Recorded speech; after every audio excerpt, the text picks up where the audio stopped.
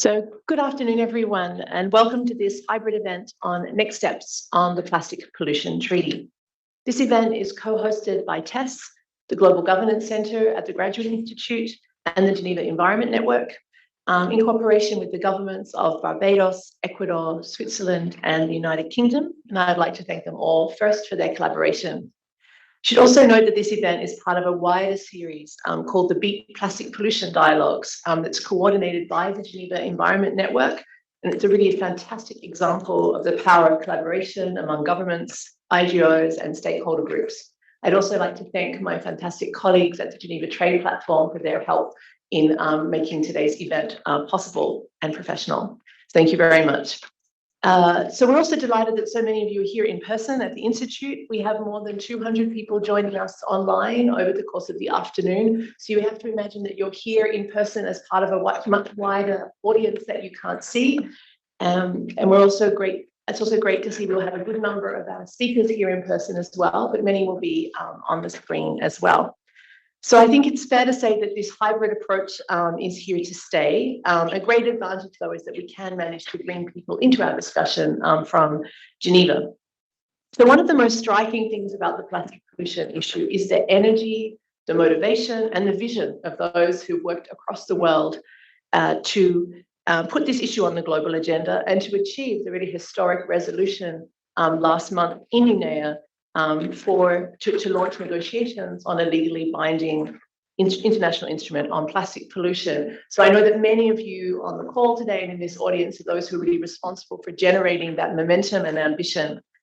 But what we wanted to do today is to reflect that we're at a really critical juncture. It's a really key moment to renew our focus on the overarching vision and specific goals for that treaty, what it should aim to achieve, what are the sort of features it needs to translate the ambition into meaningful outcomes and concrete commitments, and what kind of international collaboration will be required among stakeholders and also with the diversity of international organizations.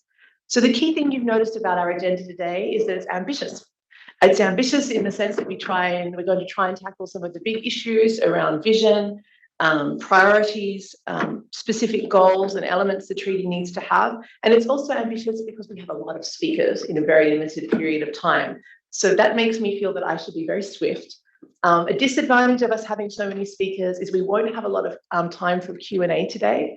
However, for those of you online, we will be keeping track of all of the comments and resources that you post or questions that you post, and we'll reflect that in the report from the meeting. We also have a reception afterwards that many of you, or all of you who are here in person, are invited to join, so that provides another opportunity. So to set the scene for our discussion, I'm delighted to introduce Ambassador Luis Vayas, who is the Vice Minister of Foreign Affairs of the Ministry of Foreign Affairs of Ecuador. He has extensive experience in multilateral environmental negotiations and as a diplomat here in Geneva. He was also the Vice President previously of the Conference of the Parties to the Basel Convention, the Rotterdam Convention, and the Stockholm Convention. So he brings to this discussion of plastic pollution a wealth of international experience and perspectives. So we'd like to offer the floor to you, Ambassador, to make the opening remarks. You have the floor. Thank you very much, Carolyn. So nice to be here. Mrs. Leticia Carvalho, Head of the Marine and Freshwater Branch of UNEP, Mr. Rolph Payet, my good friend, Executive Secretary of BRS Secretariat, Ambassador Zhang, Deputy Director General of WTO, Mrs. Isabelle Durant, Deputy Secretary General of UNCTAD, and His Excellency, my dear friend and colleague, José Valencia, Ambassador, Permanent Representative of Ecuador to the WTO.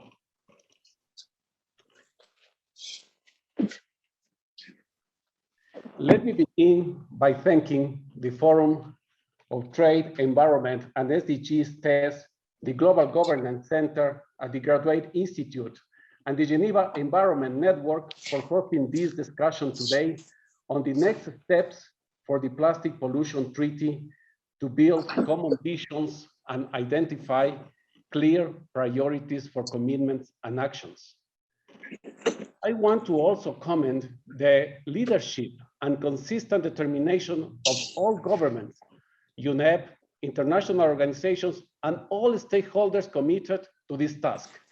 especially thanks to Barbados, Switzerland, the United Kingdom for co-hosting this event with my country, Ecuador. After successfully launching negotiations towards a binding instrument on plastic pollution in UNEP 5.2 last March in Nairobi, Kenya, and following achievements such as those of the Basel amendments, which addresses several international environmental matters, and the constructive dialogues and activities supporting multilateral efforts on the matter at the World Trade Organization and at UNCTAD, we have here a great opportunity to jointly reflect and share our visions on the next steps that governments and relevant stakeholders can take to ensure a successful outcome in the negotiations on plastic pollution treaty. Before starting our session, I would like to share some ideas on how we can contribute to successful process. First of all, I believe we need a collaborative multilateral approach and multi-stakeholders engagement. The states must react to the challenges put forward by unforeseen adverse effects of economic activity on the environment. Also, protecting the environment and advancing sustainable development will ensure that essential conditions for human life will prosper worldwide. Environmental protection and sustainability are not just lofty concepts. They require political will, practical commitment, and complex and concrete efforts from all nations. To paraphrase a well-known quote that says, protecting environment is 5% inspiration and 95% perspiration, I will say that a global problem demands a global solution. And governments have a critical role to play in finding this solution. Ending plastic pollution requires enhanced collaboration and coordination among countries across the United Nations system and within other international organizations. We need the international community. Also, we need, of course, the governments and non-state actors to work together towards a shared environmental goal. Therefore, we need to engage stakeholders such as the environmental community, academia, science institutions, trade experts, and civil society, and the private sector, of course. Second, we must enhance coordination among instruments and processes. And I question, what experiences can guide this process, including across international systems? Well, I believe we need harnessing the extraordinary energy and expertise from so many stakeholders that we have. I would like to emphasize that international organizations' collaboration is essential if we want to address all aspects needed to tackling plastic pollution, noting that we need expertise and issues ranging from planning infrastructure to waste management to public health considerations, sustainable policies and innovation, new circular business models, alternatives and substitutes, of course, also the role of informal sector workers in waste picking, policies on chemicals, strategies for financing the transition to sustainability, cleanup and ecosystem recovery, and policies related to climate and fossil fuels, among many others.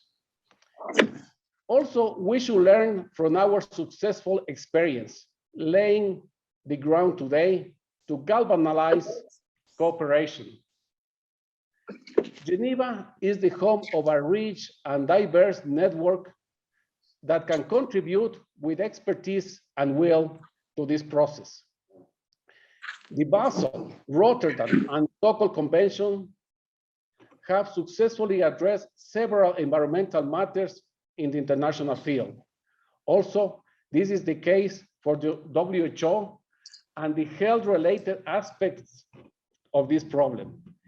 There have also been very successful processes, such as the Minamata process, in which my friend Fernando Lugris was instrumental. In this spirit, I'm also delighted to see the continuous consideration of the relationship between trade and sustainable development at the WTO, WCO, and UNCTAD.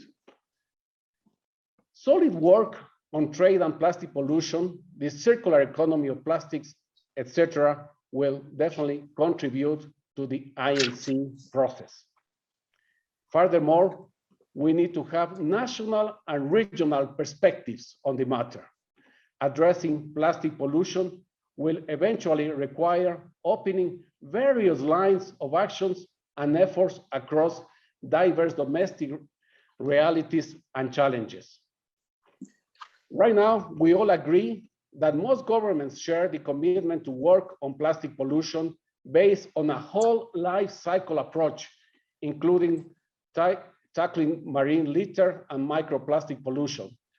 There is a very positive momentum, as we also see local governments, regional organizations, the private sector, and NGOs collaborating and developing more integrated approach and tackling this problem. I would like to highlight the importance of this as an effort involving collaboration between developing and developed countries and recognizing the impact of plastic pollution in developing and least developed countries, particularly small island developing states. To address challenges, we must take global actions. A problem of this magnitude requires a collective and coordinated response. Since this problem affects us all, we must encourage the participation of all members and of multiple stakeholders. Let us have today a deep and productive conversation on our way ahead. Thank you very much. Excellent. Thank you so much, Ambassador Vayas, for setting out such a clear vision of both the content and the process, and also for your optimism and energy and also sense of purpose. So it's a great way to kick off our work. I'm going to turn swiftly now to His Excellency Luis Valencia, who is the ambassador. Oh, sorry, José, sorry. José Valencia, who is ambassador and permanent representative of Ecuador to the WTO. He's going to moderate our first session. He's been a great leader in efforts at the WTO to support international efforts to reduce plastic pollution, and is a great advocate also of enhanced international collaboration. Ambassador, you have the floor and the session. Thank you. Thank you, Carolyn. Thank you very much. Allow me first to address a few words as an introduction to this part of the panel. It's an honor to moderate this afternoon's first roundtable. It focuses on the various efforts carried out in forums and multilateral organizations of plastic pollution, of course. Based on this, we want to reflect on how these efforts could contribute to the negotiation process of a binding treaty on plastic pollution. We all agree that it would be ideal to have a dynamic, participatory negotiation process in which states, multilateral organizations, academia, and other civil society stakeholders contribute to a common goal, as Vice Minister Luis Vayas told us minutes ago. Plastic pollution is such a multifaceted reality. Its impact is recorded on almost the entire planet. It affects human beings and many other species and the natural environment where we all live. From large garbage dumps to microplastic particles, pollution continues to spread. The binding treaty will be, at the international level, a central pillar for articulating national, regional, and global strategies that allow us to face the problem with determination and effectiveness. I'm sure that this conversation between representatives of international organizations whose mandate and field of action connect them with the upcoming negotiation process will be highly illustrative. Let me briefly introduce first to our four speakers. Next, I will offer them the floor in the order shown in the program. The first speakers will be Mrs. Leticia Carvalho, who heads the Marine and Freshwater branch of the UN Environment Program in Nairobi.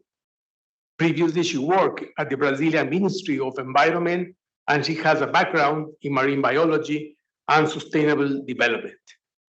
Next, I will give the floor to Rolph Payet, the Executive Secretary of the Basel, Rotterdam, and Stockholm Conventions.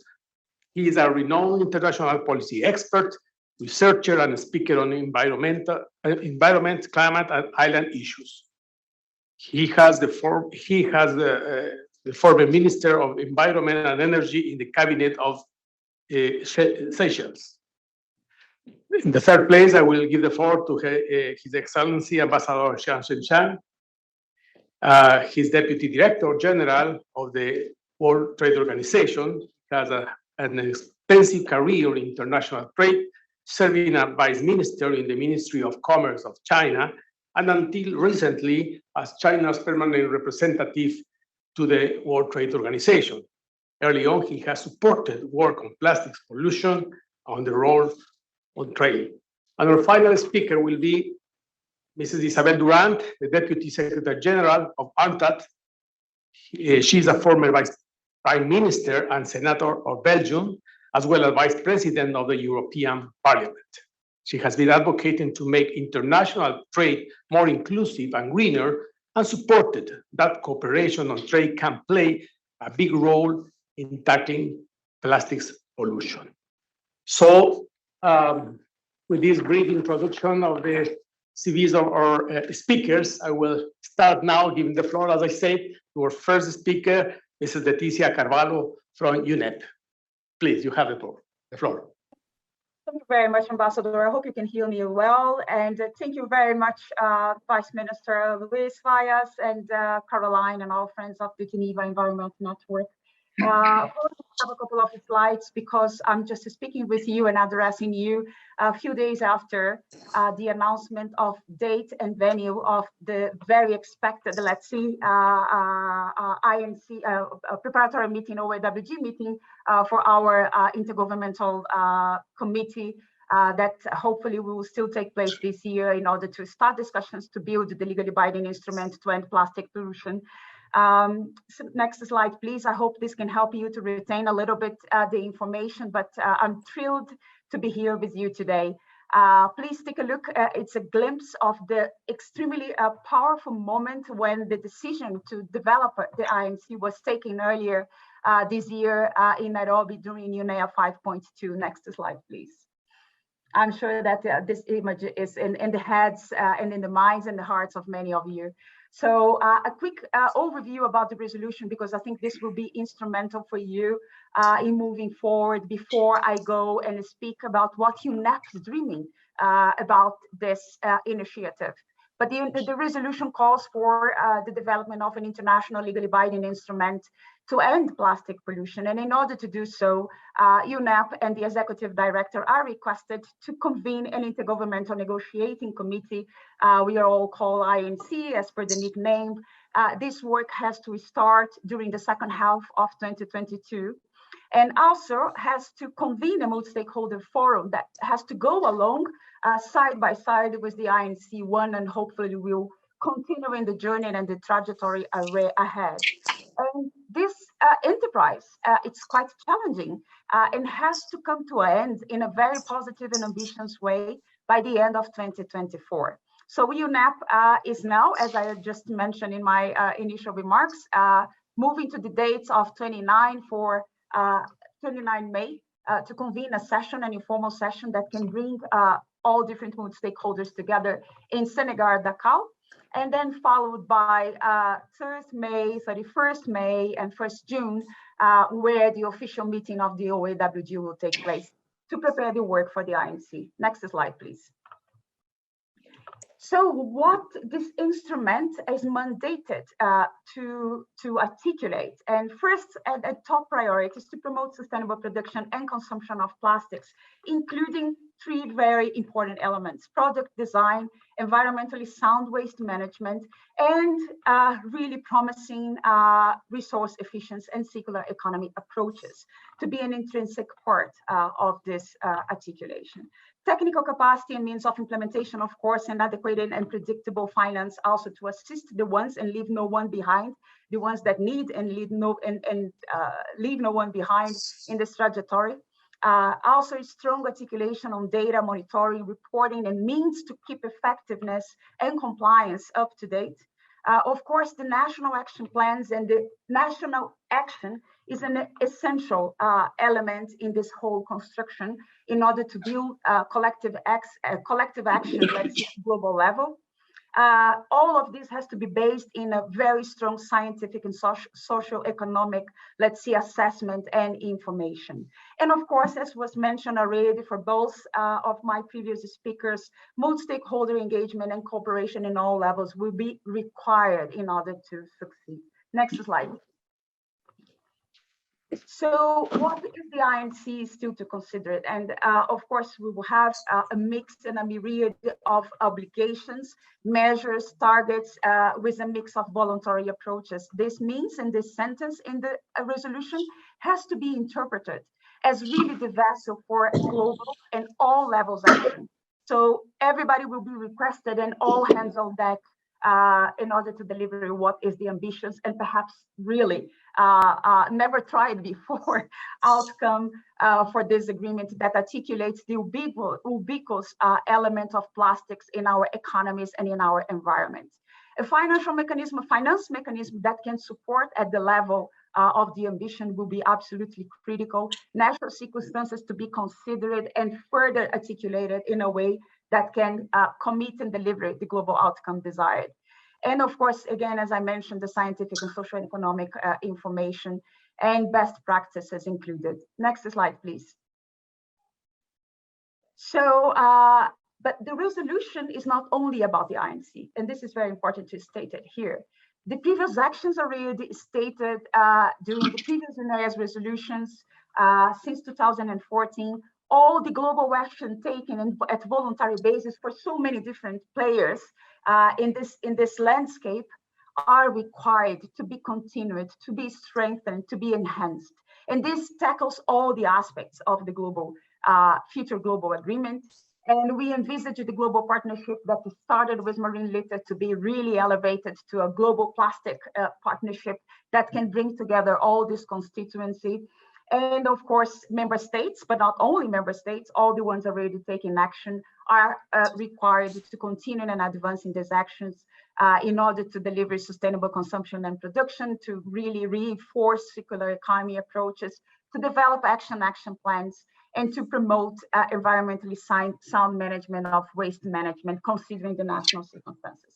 Let me take you, I think this is the last slide. I quickly will articulate to what UNEP is dreaming, because we want you to see us as the conveners, as the supporter of the global discussions, but also we have dream and ambition. And our executive director, Inger Anderson, is being adamant in saying that we want to contribute to the highest level outcome. And in this regard, I would say we dream with the elimination of unnecessary, avoidable, and problematic plastics and plastic products and polymers. We dream with safe circularity. We envisage sustainable management of products across life cycle and the reduction of impact of risk environment and human health along the whole plastic value chain. And we hope really to be able to guide and design a preparatory process that can help you and the international community to come to this outcome. It's very important also to state that we hope to design any strategy that can help you also to articulate properly the means of implementation, the necessary capacity, and really to develop the agenda or leaving no one behind in this process. So a very important point, just to conclude in a final point, the multi-stakeholder engagement is a must in this process. We are very careful in, together with the formality of a process as an INC, Also to make sure that everybody that matters in this process will have a voice. And the ownership of the outcome will belong to all of the myriad of the players in this process. So beyond what is already stated very clear, and it is an obligation in the resolution, that's really to bring the informal sector, the industry, the civil society, the indigenous peoples to this conversation with a faith, with a voice. UNEP is also very much committed to facilitate the inclusion of all stakeholders across the life cycle and source to see. So we will all carry on multi-stakeholder dialogues and forums as such as you are doing. We would very much welcome to work in collaboration with you. We will really lift the multi-stakeholder agenda that is predicted in the resolution, but not only, and we will use the best of UNEP's program of work in order to advance multi-stakeholder engagement. So I really encourage you to be following the next steps in preparations for the OAWG. I would be more than happy to continue to join in the Geneva network to update you about the next steps. I hope I have shared well the procedural elements that would be important for you to know. At the same time, speaking from the heart of UNEP, our ambition and the way we hope to join hands with the international community to deliver it against plastic pollution. So my last slide is just a thanks. Oh, yes, sorry, there is still a timeline, but the timeline is still too early to share. So this is an envisaged pathway for the whole INC. We will have more opportunities to discuss. Thank you very much, and back to Minister. Thank you. Thank you so much for your presentation, and we appreciate it very much. So following our program, next we have the presentation of Mr. Rolph Payet, Executive Secretary of the VRS Secretariat. You have the floor, please. Thank you very much, Your Excellency, Mr. José Valencia. Thank you very much, Leticia. Great to see you, His Excellency Luis Villegas. I haven't seen you in a long time, so very nice to see you. And of course, greetings to Excellency Ambassador Zhang. And greetings to all excellencies and participants. And thank you very much for inviting me to participate in the session this afternoon. In terms of the next steps, the BRS, I will be focusing on three important areas.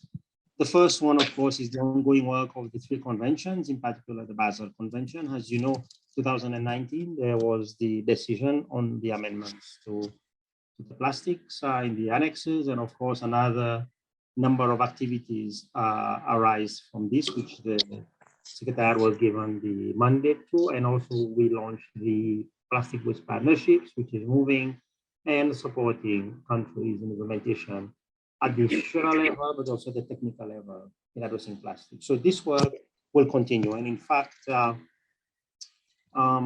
brings me to the second point. No, I still want to talk about the first point. We just had the open-ended working group of the Basel Convention. And this working group, which ended yesterday here in Nairobi, we ended the work here, and already a number of technical guidelines are going to our COPs in June for consideration. So as far as the BRS Convention is concerned, we welcome very much the decision for the INC, and we will keep continuing to work with the Secretariat for the INC, but the work under the BRS Conventions will continue as there's so much to be done in such a complex area. And just to give you a little insight in what was agreed to be further discussed and decided upon at the next COP, we have technical guidelines on identification and environmentally sound management of plastic waste and their disposal. We have draft technical guidance on development of inventories of obsolete pesticides and pesticide container waste. As you probably know, these container waste are made out of plastic. And of course, a link to that is draft technical guidelines on development of inventories of plastic waste. And we also launched on Tuesday a project with the University of Wollongong and with support of the government of Norway, a project on international governance on chemicals and plastics, really going deep into the technical and complex aspects of plastics, including additives, and also the circular aspects of plastics. So this technical work will continue. And as you know, we will have our Conference of the Parties starting at the beginning, well, soon after the Stockholm +50 meeting, the second week of June. And in there, we have a number of decisions that will be taken by the parties. I think most important is to recognize the decisions that were taken at UNEP 5.2 and identifying those areas where UNEP 5.2 has specifically indicated the role and actions that the different conventions within the BRS will focus on. And I think this is very important to get the support and the mandate from the parties to the three conventions and to engage in a much more profound manner with the new Secretariat for the INC process. The second area, of course, is leveraging other areas of work into the plastic work. And this is a very important area for us because now we have a very clear guidance from the member states, especially after UNEP 5.2. And we will be looking at the role of our regional centers in supporting implementation on the ground, our global monitoring programs that we have under the Stockholm Convention, further technical work. We'd like to further expand our engagement with industry and especially start focusing on the very important work on additives in plastics and also microplastics, look at the plastics within the life cycle approach, and of course, continue our cooperation with other agencies such as the World Trade Organization and other UN agencies that we've been cooperating with in the past, and really try to see how we can build bridges and further enhance the journey towards an international treaty on plastics. And finally, we are engaged with the Secretariat and with Leticia's team in supporting the INC process. And this is on policy and institutional support, as well as capacity building and cooperation. And also we will be announcing very soon how we will be strategically aligning with the INC process so that we can support its work and deliver results, which, as you know, we've been given a very tight deadline by the member states in order to deliver results.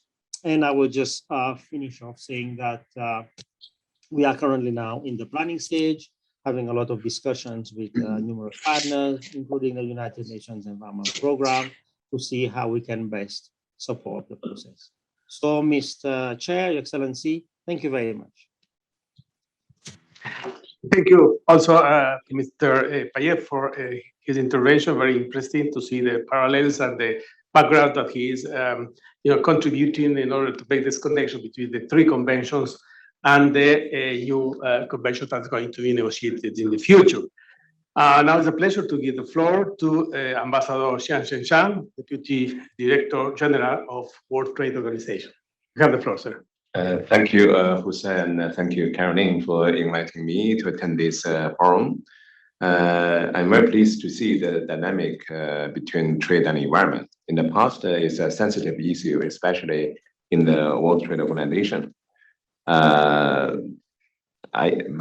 think there's changes of the attitude of the members. More and more countries are believing that we need to establish the right relationship between trade and the environment. And plastic pollution is one example.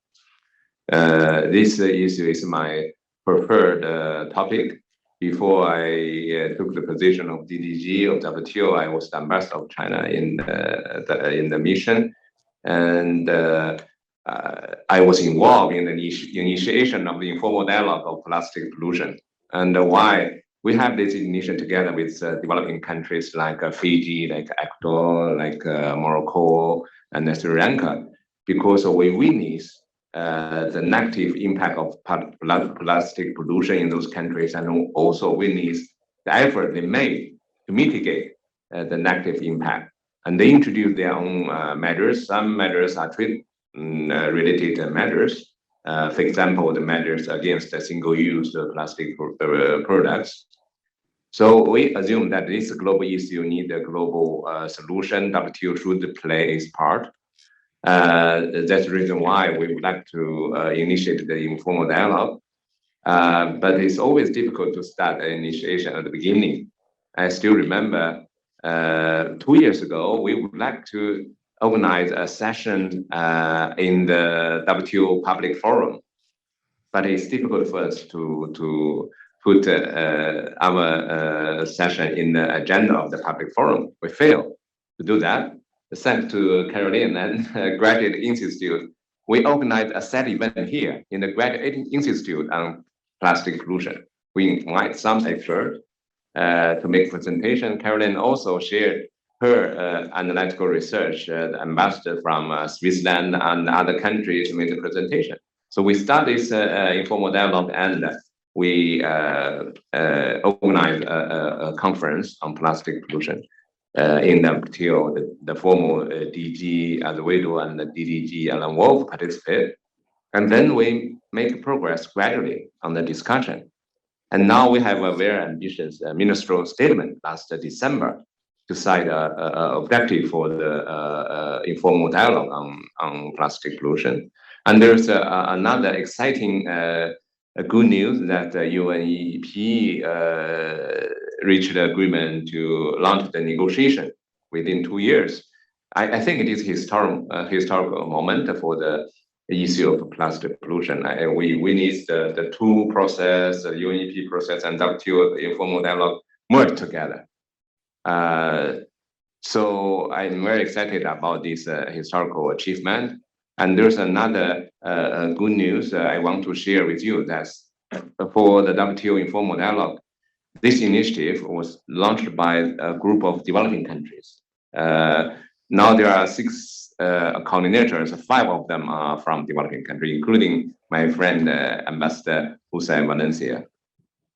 So those developing countries, they recognize the problem, they have their vision, they have their efforts, they also have their humble request for technical assistance and financial assistance. So for the next step, I think information notification is still the basis for the future work. We still have the incomplete picture.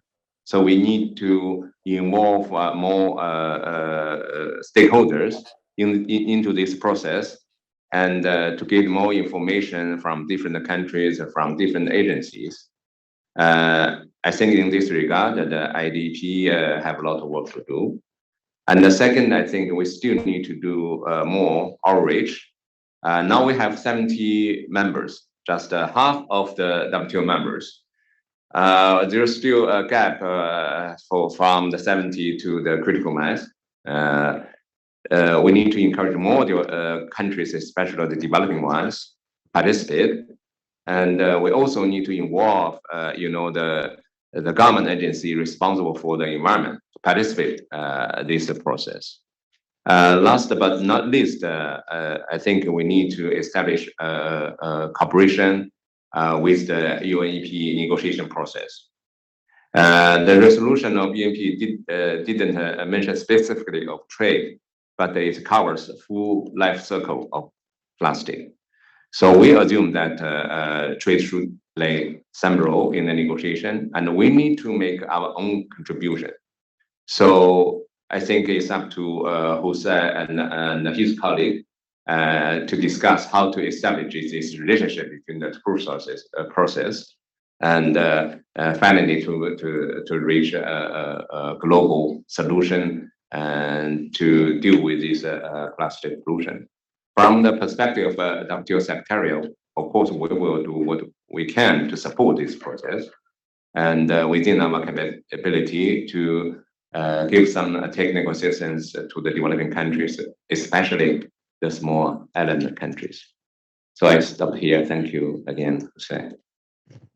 Thank you so much, Xiangchen. I appreciate your words and that connection that you established between trade, international trade, and this goal of having this process of negotiating the binding treaty to build something on the different perspectives that can support that common goal, that commitment of all of us. So thanks a lot for those views, and we are on time now, I believe. So let's go now with Mrs. Isabelle Durant.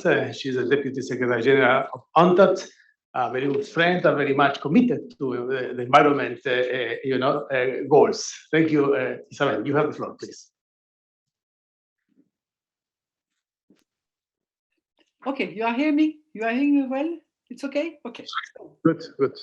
First of all, thank you, Ambassador Valencia, and good afternoon to each of you. First of all, thank you, Carolyn, for this invitation, because of course it's really important when we discuss about pollution, plastic pollution, that we can really make the link with trade, what was just done by my colleague of the WTO.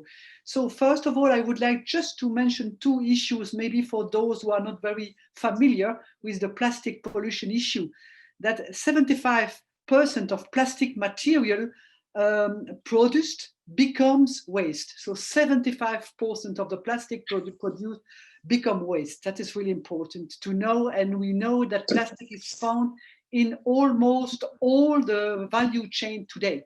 So it's everywhere in trade. Second things, and that was very well explained by my colleague of the WTO, something happened finally in WTO, and it's very good that this group, this informal group, could start to discuss this issue. And it's true that the awareness is really increasing in member states of the WTO, and that's of course a very good news. And that this, I hope that this group will be also will increase the number of the members more than the 70 of today, but go a bit further. We're also with a lot of other developing countries. So we know also that the United Nations Environment Assembly, as it was said by Leticia, adopted a landmark resolution on plastic pollution, and it established namely an intergovernmental negotiating committee towards a binding instrument to end plastic pollution. It's also a science policy panel on chemical and waste and to prevent pollution. And so the panel will have finally fundamental role in providing technical definition, which is key in order to work on that. And it also made a call for a capacity building and technical and financial assistance for the effective implementation if one day, I hope, a future binding instrument was adopted. So it's true, and the Minister, Luis Vayas, said that very well. We need a collaborative approach. We need a multilateral approach. And it's why the multilateral trade rules have also to be adapted in the future. And I hope that it could ensure that the national regulations, bans, taxes, and other mechanisms mean to tackle plastic pollution are set in a fair, non-discriminatory, and transparent manner. That's the role of the WTO. Also, trade negotiations should contribute to incrementally phase out fuel subsidies to lead to low price for primary plastic. This will give more market space for natural material or substitute, such as those based on agricultural waste and marine resources.